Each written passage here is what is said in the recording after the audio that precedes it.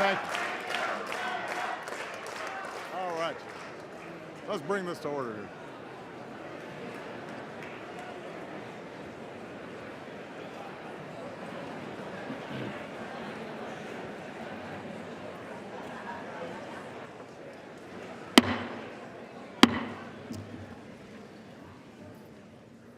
Members of Congress, I have the high privilege and the distinct honor of presenting to you the President of the United States.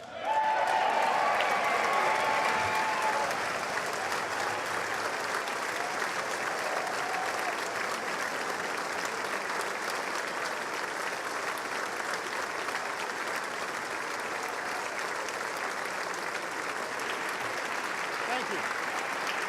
Thank you very much. Everybody, please have a seat. Thank you. Mr. Speaker, Mr. Vice President, members of Congress, my fellow Americans. Tonight marks the 8th year that I've come here to report on the State of the Union. And for this final one, I'm going to try to make it a little shorter.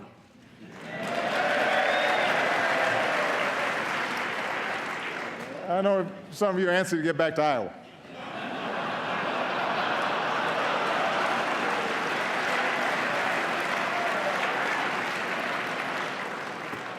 I've been there.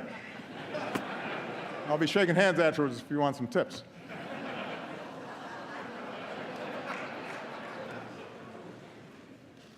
I understand that because it's an election season, expectations for what we will achieve this year are low. But, Mr. Speaker, I appreciate the constructive approach that you and other leaders took at the end of last year to pass a budget and make tax cuts permanent for working families. So I hope we can work together this year on some bipartisan priorities like criminal justice reform and helping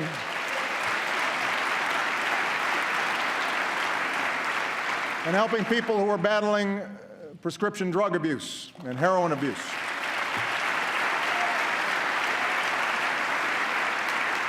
So, who knows? We might surprise the cynics again.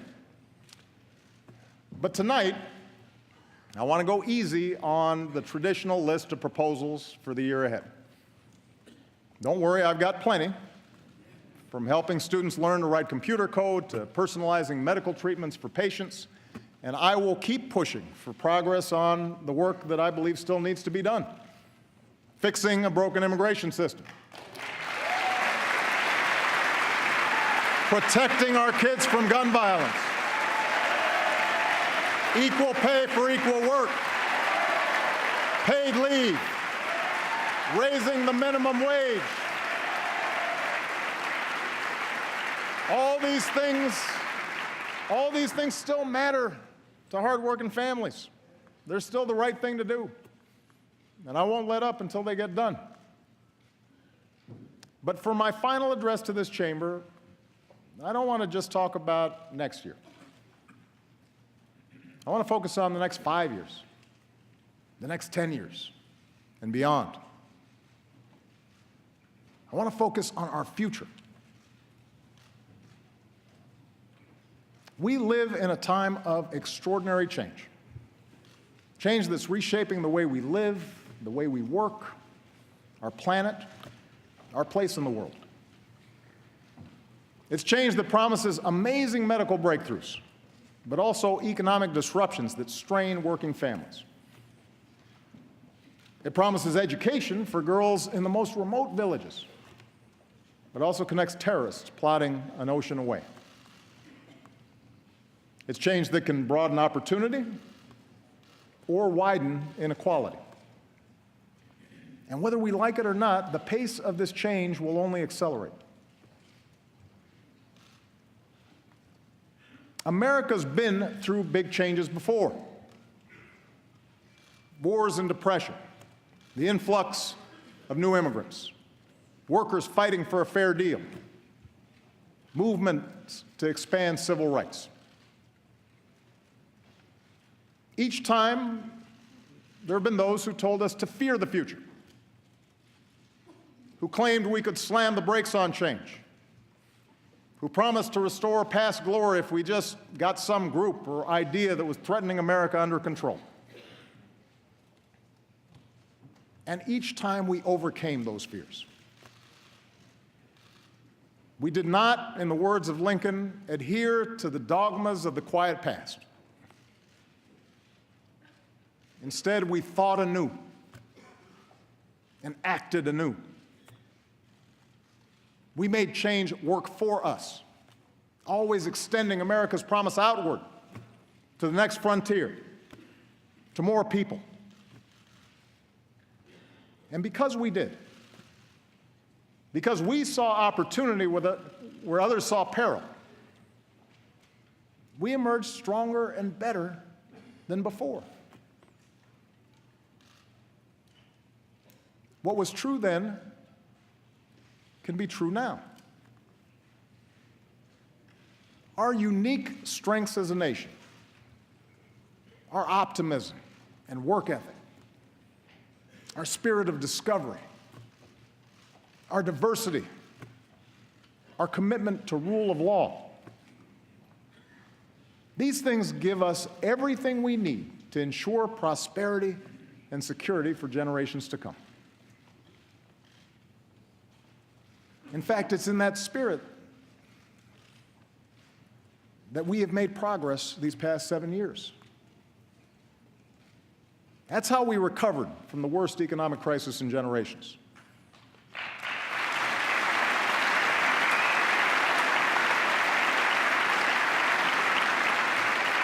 That's how we reformed our healthcare system and reinvented our energy sector.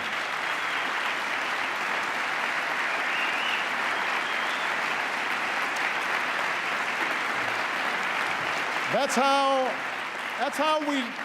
how we delivered more care and benefits to our troops coming home and our veterans. That's how we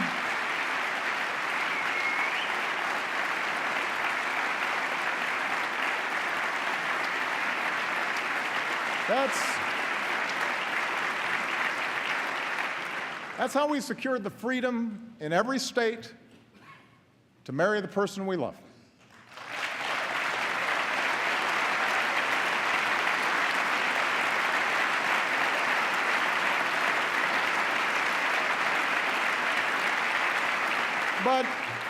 But such progress is not inevitable. It's the result of choices we make together. And we face such choices right now. Will we respond to the changes of our time with fear, turning inward as a nation, turning against each other as a people? Or will we face the future with confidence in who we are, in what we stand for, and the incredible things that we can do together? So let's talk about the future. And 4 big questions that I believe we as a country have to answer, regardless of who the next president is or who controls the next Congress. First, how do we give everyone a fair shot at opportunity and security in this new economy?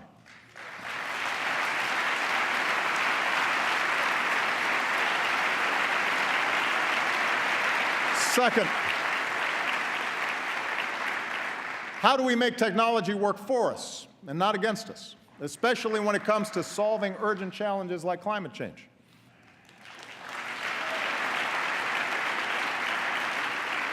Third, how do we keep America safe and lead the world without becoming its policeman?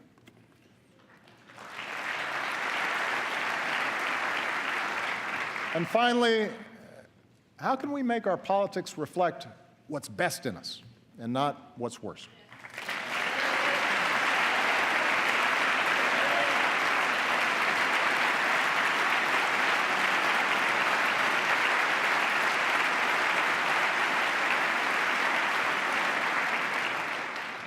Let me start with the economy and a basic fact.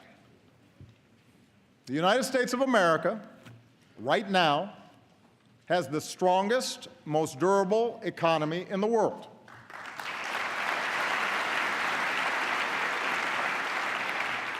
We're in the middle of the longest streak of private sector job creation in history.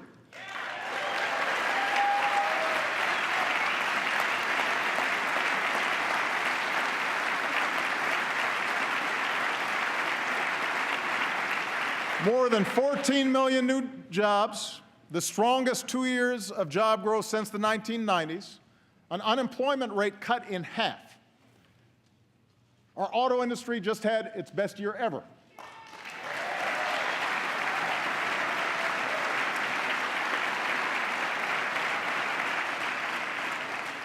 That's just part of a manufacturing surge that's created nearly 900,000 new jobs in the past 6 years. And we've done all this while cutting our deficits by almost 3/4.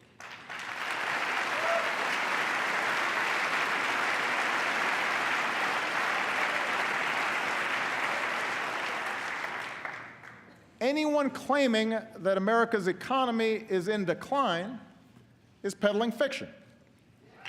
Now, what is true, and the reason that a lot of Americans feel anxious, is that the economy has been changing in profound ways. Changes that started long before the Great Recession hit, changes that have not let up. Today, technology doesn't just replace jobs on the assembly line, but any job where work can be automated. Companies in a global economy can locate anywhere, and they face tougher competition. As a result, workers have less leverage for a raise. Companies have less loyalty to their communities. And more wealth and income is concentrated at the very top. All these trends have squeezed workers, even when they have jobs, even when the economy is growing.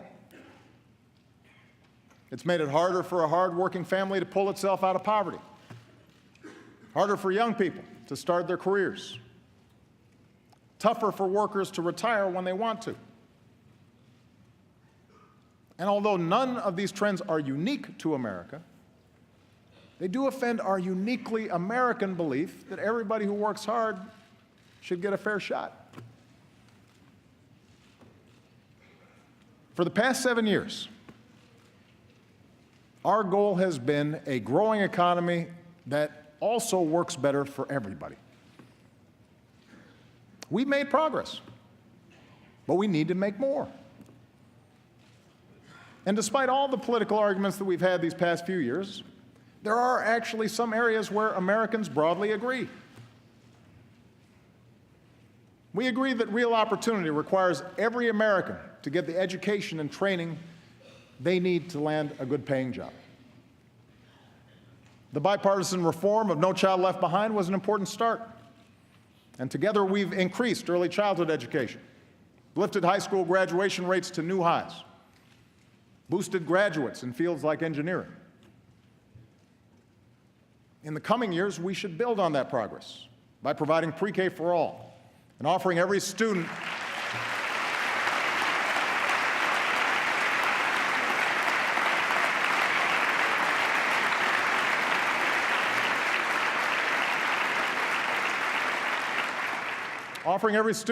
the hands-on computer science and math classes that make them job-ready on day one.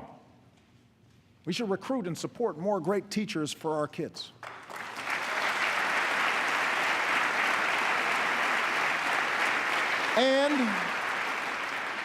And we have to make college affordable for every American.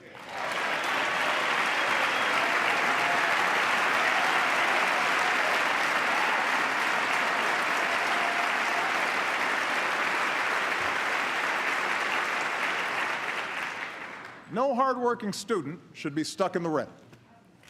We've already reduced student loan payments to 10% of a borrower's income, and that's good. But now we've actually got to cut the cost of college.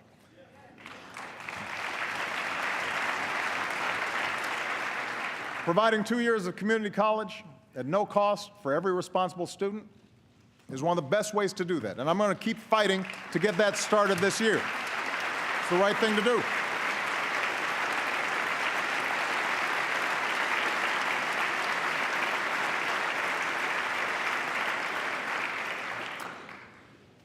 But a great education isn't all we need in this new economy. We also need benefits and protections that provide a basic measure of security.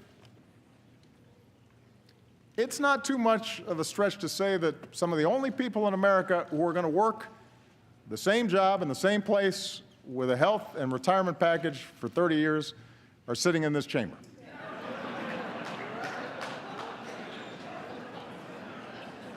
For everyone else, especially folks in their 40s and 50s, saving for retirement or bouncing back from job loss has gotten a lot tougher. Americans understand that at some point in their careers, in this new economy, they may have to retool, they may have to retrain, but they shouldn't lose what they've already worked so hard to build in the process. That's why Social Security and Medicare are more important than ever. We shouldn't weaken them, we should strengthen them.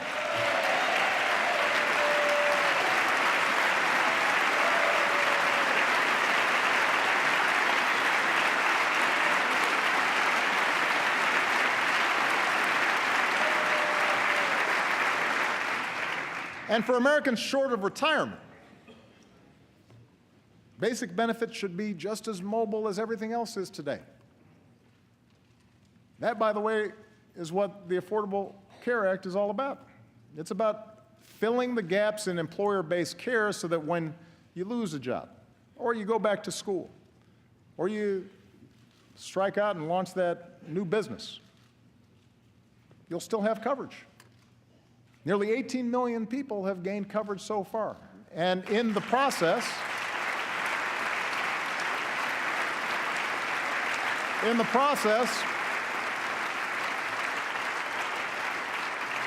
healthcare inflation has slowed, and our businesses have created jobs every single month since it became law.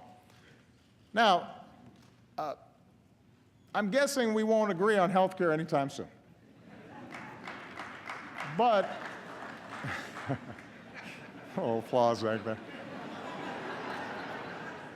Just a guess. But there should be other ways parties can work together to improve economic security. Say a hardworking American loses his job. We shouldn't just make sure that he can get unemployment insurance. We should make sure that program encourages him to retrain for a business that's ready to hire him. If that new job doesn't pay as much, there should be a system of wage insurance in place so that he can still pay his bills. And even if he's going from job to job, he should still be able to save for retirement and take his savings with him.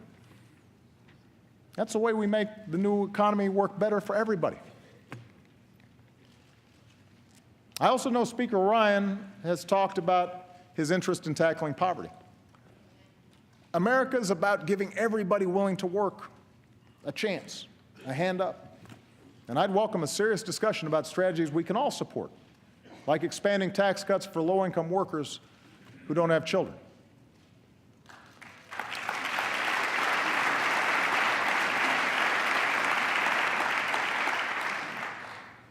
But there are some areas where we just have to be honest. It has been difficult to find agreement over the last 7 years. And a lot of them fall under the category of what role the government should play in making sure the system's not rigged in favor of the wealthiest and biggest corporations. And it's an honest disagreement. And the American people have a choice to make. I believe a thriving private sector is the lifeblood of our economy. I think there are outdated regulations that need to be changed. There is red tape that needs to be cut. There you go. Yeah.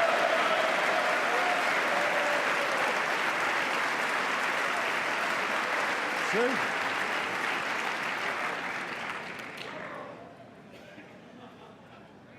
But after years now of record corporate profits, working families won't get more opportunity or bigger paychecks just by letting big banks or big oil or hedge funds make their own rules at everybody else's expense.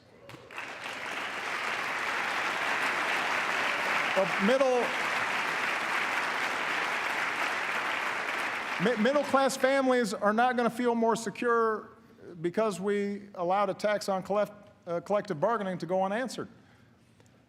Food stamp recipients did not cause the financial crisis. Recklessness on Wall Street did.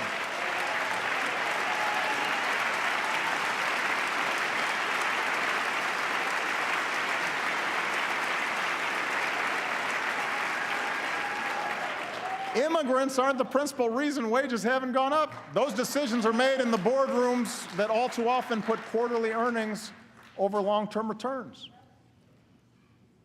It's sure not the average family watching tonight that avoids paying taxes through offshore accounts. The point is, I believe that in this new economy, workers and startups and small businesses need more of a voice, not less. The rules should work for them. And I'm not alone in this. This year I plan to lift up the many businesses who figured out that doing right by their workers or their customers or their communities ends up being good for their shareholders. And I want to spread those best practices across America. That's part of a brighter future.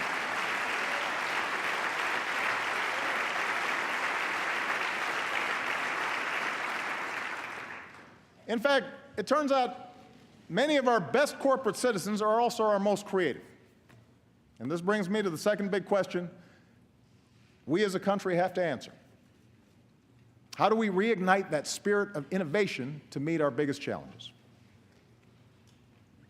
60 years ago, when the Russians beat us into space, we didn't deny Sputnik was up there. We didn't argue about the science or shrink our research and development budget. We built a space program almost overnight, and 12 years later, we were walking on the moon.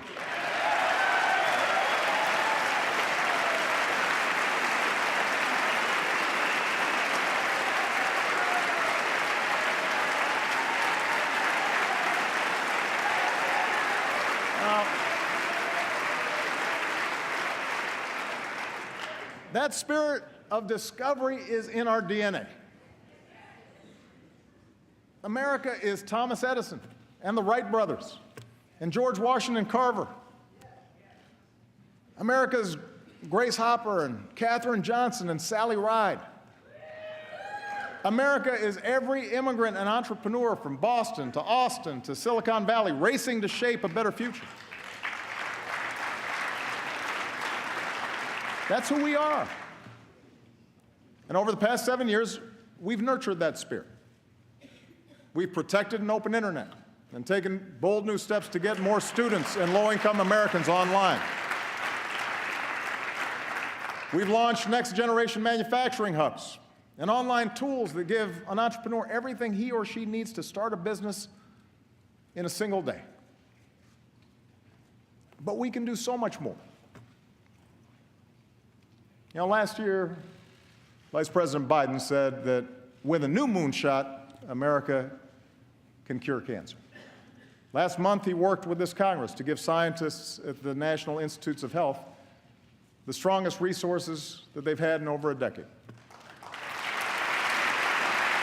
Well,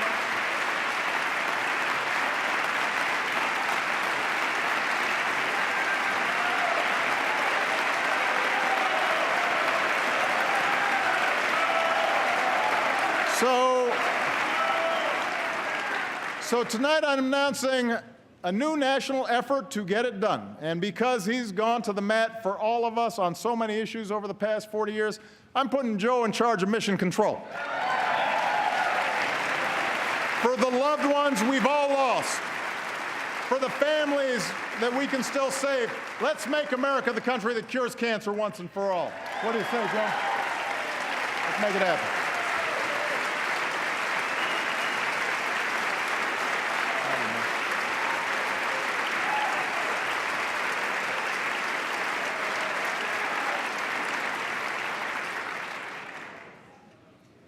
Now, medical research is critical.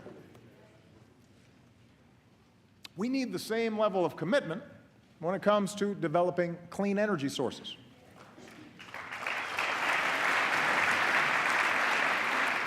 Look, if anybody still wants to dispute the science around climate change, have at it. You will be pretty lonely because you'll be debating our military, most of America's business leaders, the majority of the American people, almost the entire scientific community, and 200 nations around the world who agree it's a problem and intend to solve it. But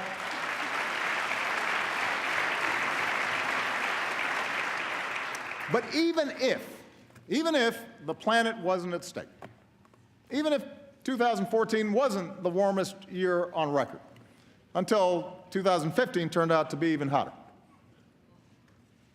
why would we want to pass up the chance for American businesses to produce and sell the energy of the future?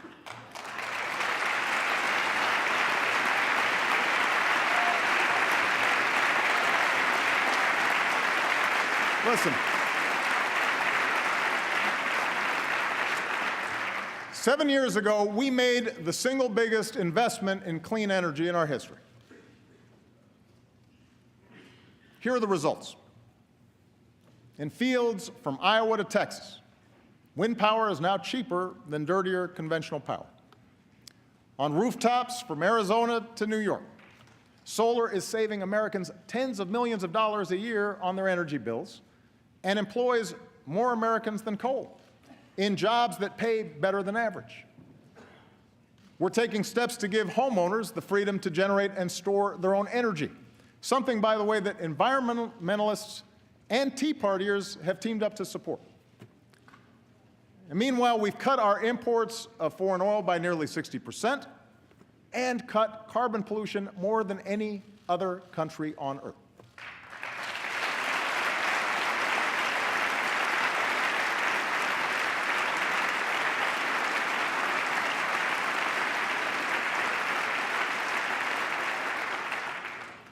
Gas under $2 a gallon ain't bad either.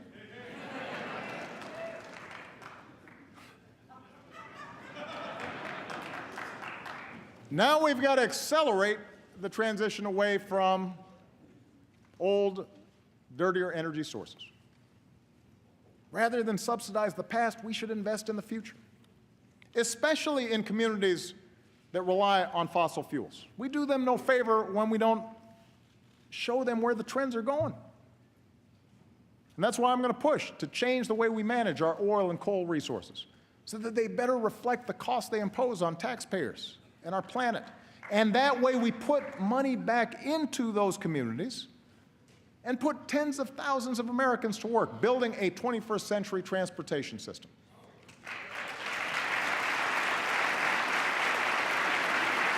Now,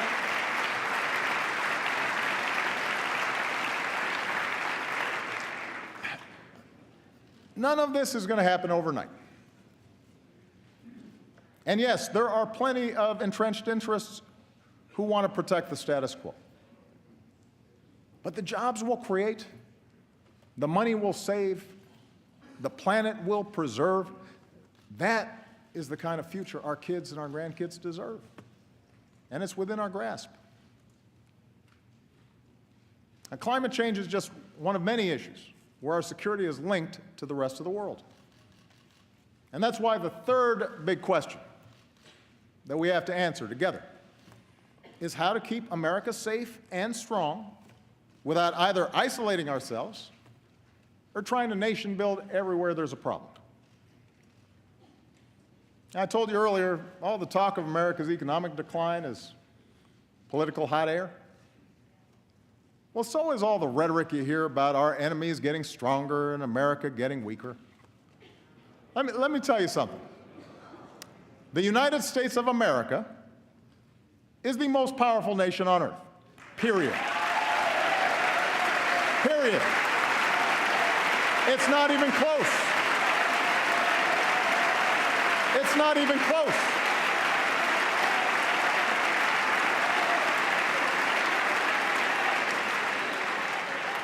It's not even close.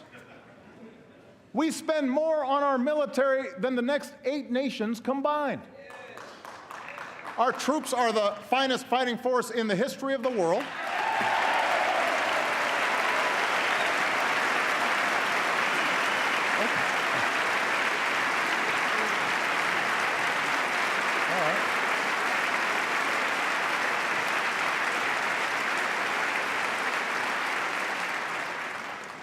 No nation attacks us directly or our allies because they know that's the path to ruin.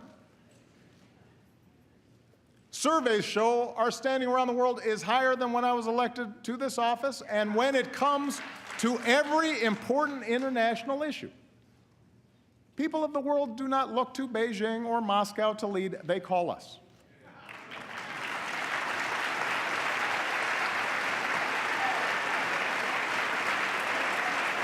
So,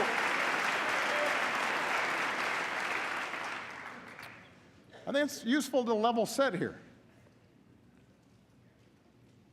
Because when we don't make good decisions.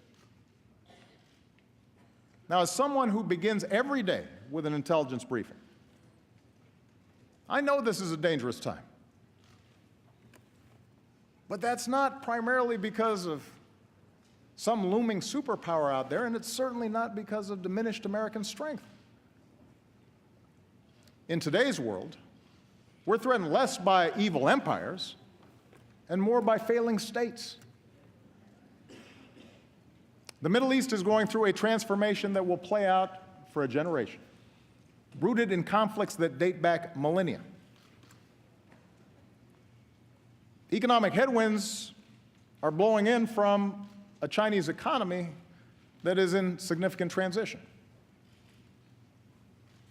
Even as their economy severely contracts, Russia is pouring resources in to prop up Ukraine and Syria, client states that they saw slipping away from their orbit. And the international system we built after World War II is now struggling to keep pace with this new reality. It's up to us, the United States of America, to help remake that system. And to do that well, it means that we've got to set priorities. Priority number one is protecting the American people and going after terrorist networks.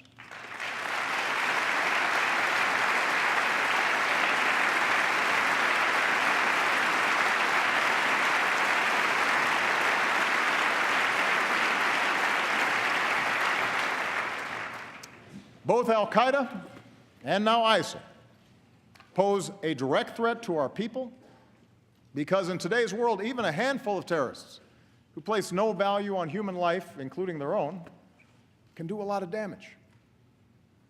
They use the internet to poison the minds of individuals inside our country. Their actions undermine and destabilize our allies. We have to take them out.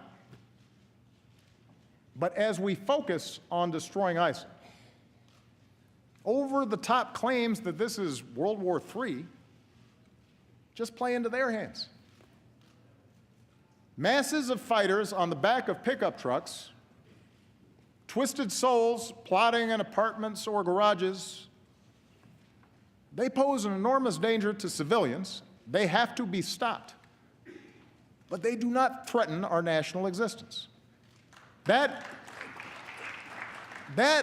is the story ISIL wants to tell. That's the kind of propaganda they use to recruit. We don't need to build them up to show that we're serious.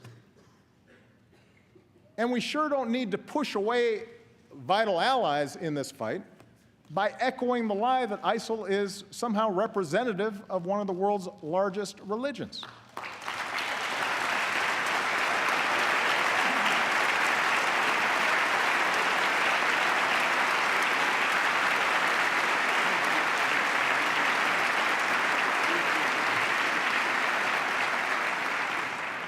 We just need to call them what they are, killers and fanatics who have to be rooted out, hunted down, and destroyed.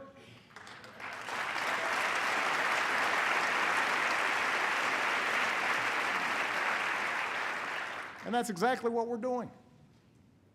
For more than a year, America has led a coalition of more than 60 countries to cut off ISIL's financing, disrupt their plots, stop the flow of terrorist fighters, and stamp out their vicious ideology. With nearly 10,000 airstrikes, we're taking out their leadership, their oil, their training camps, their weapons. we're training, arming, and supporting forces who are steadily reclaiming territory in Iraq and Syria. If this Congress is serious about winning this war and wants to send a message to our troops and the world, authorize the use of military force against ISIL. Take a vote.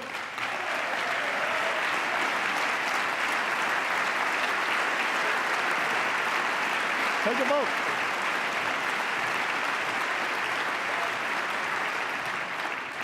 But the American people should know that with or without congressional action, ISIL will learn the same lessons as terrorists before them. If you doubt America's commitment, or mine, to see that justice is done, just ask Osama bin Laden.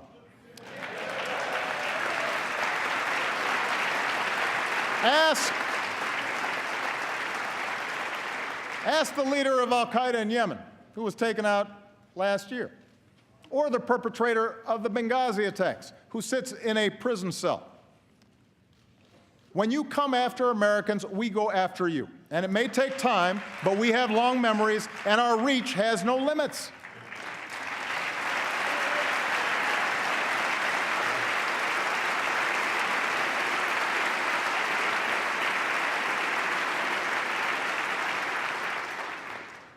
Our foreign policy has to be focused on the threat from ISIL and al-Qaeda. But it can't stop there. For even without ISIL, even without al-Qaeda, instability will continue for decades in many parts of the world. In the Middle East, in Afghanistan and parts of Pakistan, in parts of Central America and Africa and Asia. Some of these places may become safe havens for new terrorist networks. Others will just fall victim to ethnic conflict or famine, feeding the next wave of refugees. The world will look to us to help solve these problems. And our answer needs to be more than tough talk or calls to carpet bomb civilians. That may work as a TV soundbite, but it doesn't pass muster on the world stage. We also can't try to take over and rebuild every country that falls into crisis, even if it's done with the best of intentions. That's not leadership. That's a recipe for quagmire, spilling American blood and treasure that ultimately will weaken us. It's the lesson of Vietnam. It's the lesson of Iraq, and we should have learned it by now. Now,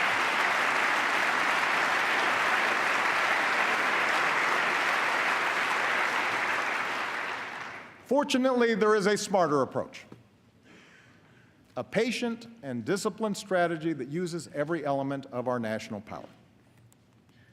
It says America will always act, alone if necessary, to protect our people and our allies.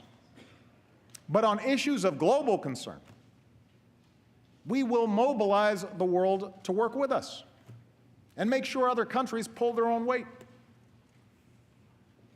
That's our approach to conflicts like Syria, where we're partnering with local forces and leading international efforts to help that broken society pursue a lasting peace.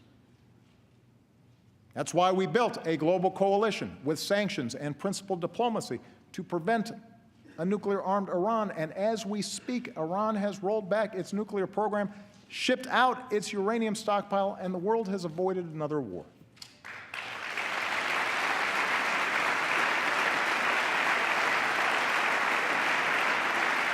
That's how we stopped the spread of Ebola in West Africa.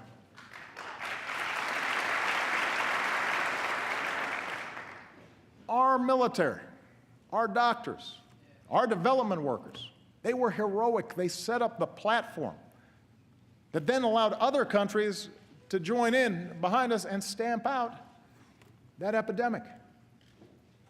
Hundreds of thousands, maybe a couple million lives were saved. That's how we forged a Trans-Pacific Partnership to open markets and protect workers and the environment and advance American leadership in Asia. It cuts 18,000 taxes on products made in America, which will then support more good jobs here in America. With TPP, China does not set the rules in that region, we do. You want to show our strength in this new century? Approve this agreement. Give us the tools to enforce it. It's the right thing to do.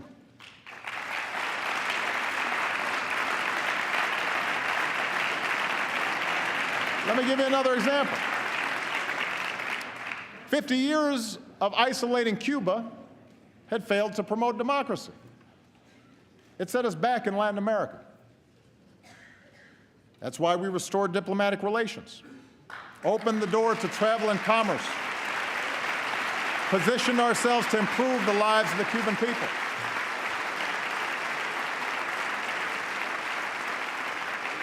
So if you want to consolidate our leadership and credibility in the hemisphere, recognize that the Cold War is over. Lift the embargo.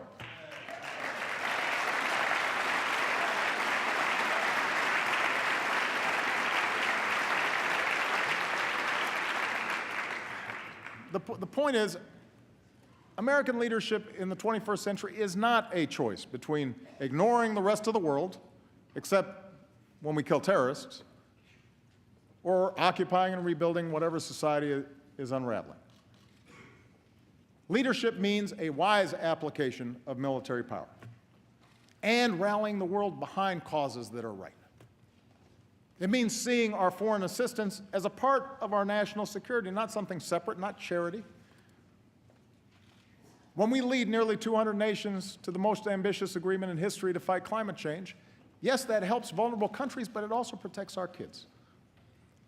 When we help Ukraine defend its democracy, or Colombia resolve a decades-long war, that strengthens the international order we depend on. When we help African countries feed their people and care for the sick, it's the right thing to do, and it prevents the next pandemic from reaching our shores. You know, right now we're on track to end the scourge of HIV/AIDS. That's within our grasp. And we have the chance to accomplish the same thing with malaria, something I'll be pushing this Congress to fund this year.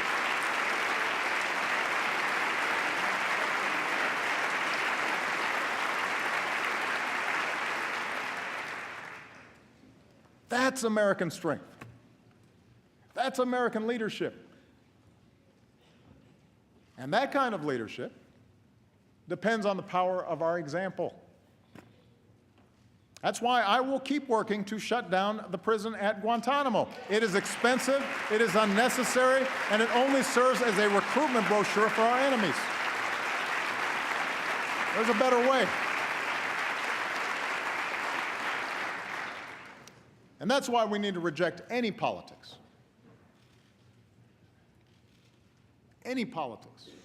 that targets people because of race or religion. Let me just say this.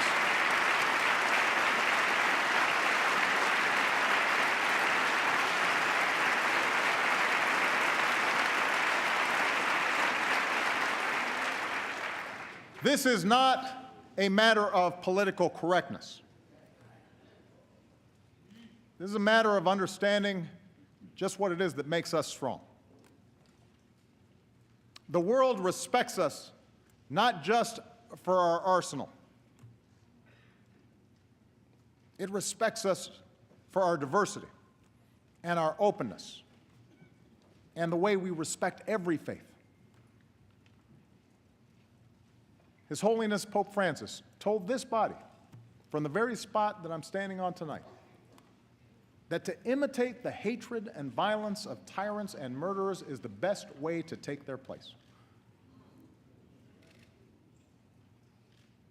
When politicians insult Muslims, whether abroad or our fellow citizens, when a mosque is vandalized or a kid is called names, that doesn't make us safer. That's not telling it what telling it like it is, it's just wrong. It diminishes us in the eyes of the world. It makes it harder to achieve our goals. It betrays who we are as a country.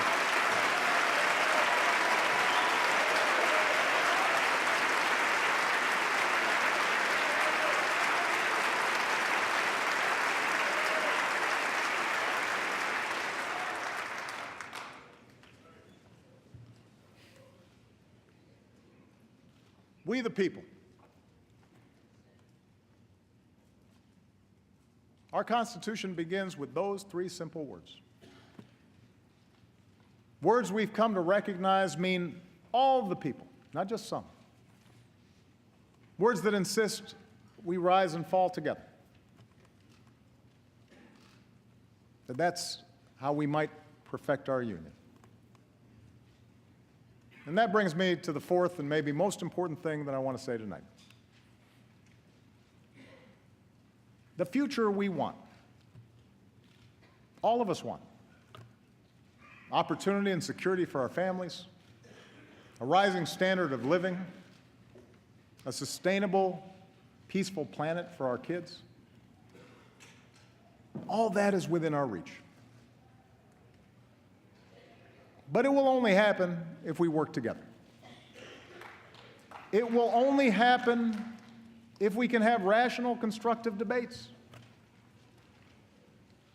It will only happen if we fix our politics. A better politics doesn't mean we have to agree on everything. This is a big country. Different regions, different attitudes, different interests. That's one of our strengths, too.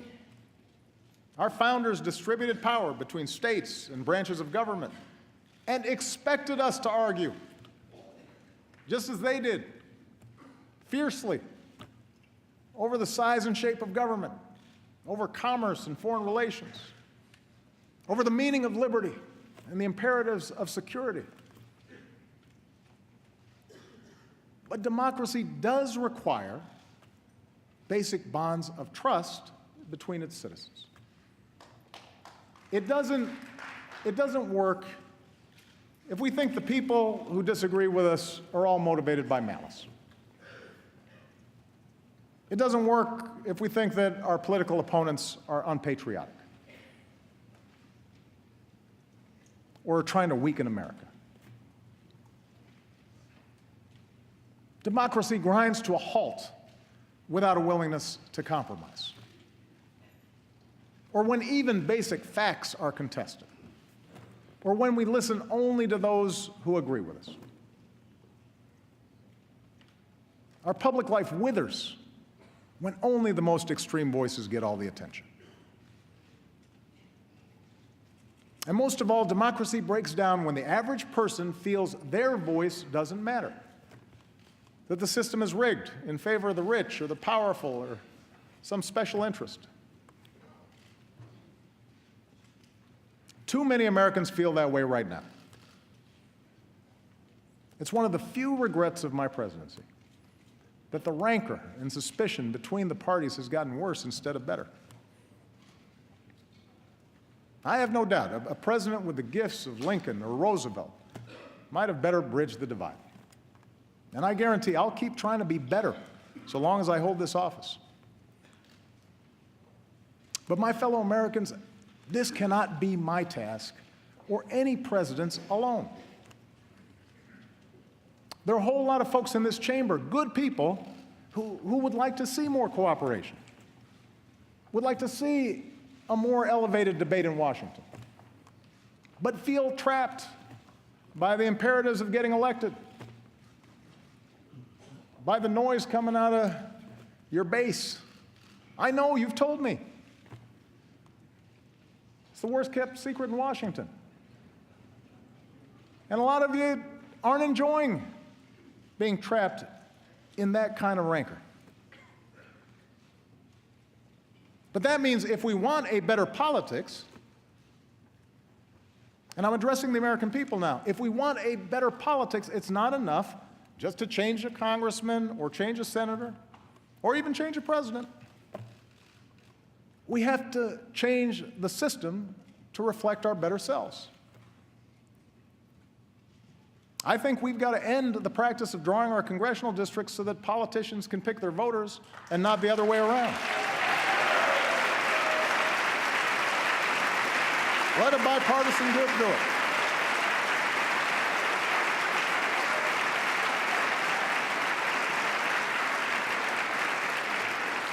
I believe we've got to reduce the influence of money in our politics so that a handful of families or hidden interests can't bankroll our elections.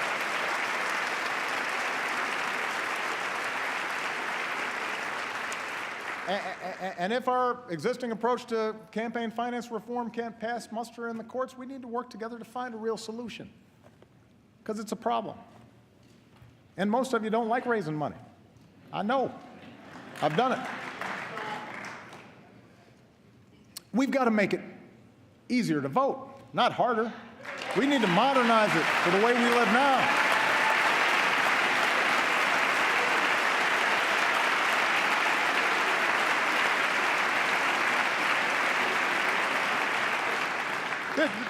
This is America. We want to make it easier for people to participate. And over the course of this year, I intend to travel the country to push for reforms that do just that. But I can't do these things on my own. Changes in our political process, in not just who gets elected, but how they get elected, that will only happen when the American people demand it. It depends on you. That's what's meant by a government of, by and for the people.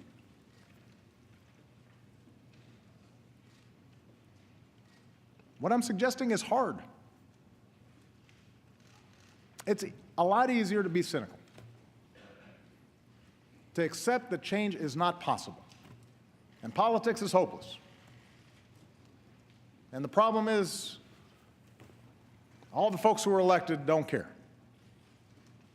And to believe that our voices and our actions don't matter.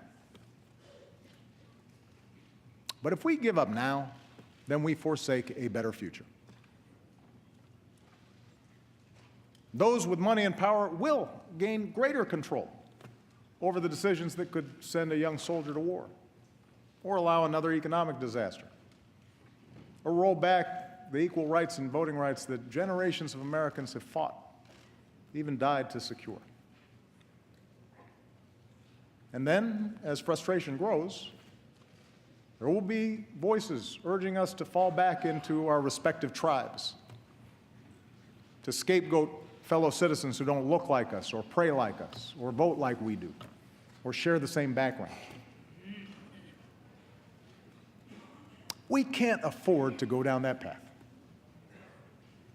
It won't deliver the economy we want. It will not produce the security we want.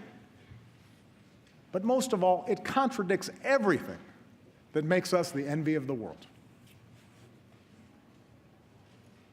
So, my fellow Americans, whatever you may believe, whether you prefer one party or no party, whether you supported my agenda or fought as hard as you could against it, our collective futures depends on your willingness to uphold your duties as a citizen, to vote, to speak out, to stand up for others, especially the weak, especially the vulnerable, knowing that each of us is only here because somebody, somewhere, stood up for us.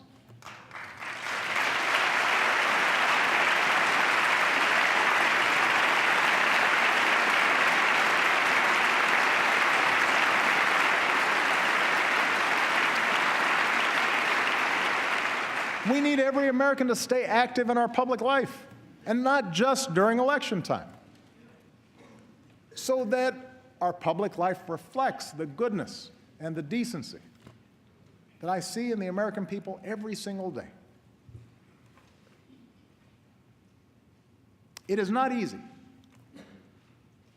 Our brand of democracy is hard. But I can promise that a little over a year from now, when I no longer hold this office, I will be right there with you as a citizen, inspired by those voices of fairness and vision, of grit and good humor and kindness that have helped America travel so far. Voices that help us see ourselves not first and foremost as black or white or Asian or Latino, not as gay or straight, immigrant or native born, not Democrat or Republican, but as Americans first, bound by a common creed. Voices Dr. King believed would have the final word. Voices of unarmed truth and unconditional love. And they're out there, those voices. They don't get a lot of attention. They don't seek a lot of fanfare. But they're busy doing the work this country needs doing. I see them everywhere I travel in this incredible country of ours. I see you, the American people. And in your daily acts of citizenship, I see our future unfolding. I see it in the worker on the assembly line who clocked extra shifts to keep his company open, and the boss who pays him higher wages instead of laying him off. I see it in the dreamer who stays up late at night to finish her science project, and the teacher who comes in early, maybe with some extra supplies that she bought because she knows that that young girl might someday cure a disease. I see it in the American who served his time, made bad mistakes as a child, but now is dreaming of starting over. And I see it in the business owner who gives him that second chance. The protester determined to prove that justice matters. And the young cop walking the beat, treating everybody with respect, doing the brave, quiet work of keeping us safe. I see it in the soldier who gives almost everything to save his brothers. The nurse who tends to him till he can run a marathon. The community that lines up to cheer him on. It's the son who finds the courage to come out as who he is. And the father whose love for that son overrides everything he's been taught. I see it in the elderly woman who will wait in line to cast her vote as long as she has to. The new citizen who casts his vote for the first time. The volunteers at the polls who believe every vote should count. Because each of them, in different ways, know how much that precious right is worth. That's the America I know. That's the country we love. Clear-eyed, big-hearted, undaunted by challenge, optimistic that unarmed truth and unconditional love will have the final word. That's what makes me so hopeful about our future. I believe in change because I believe in you, the American people. And that's why I stand here as confident as I have ever been that the state of our union is strong. Thank you. God bless you. God bless the United States of America.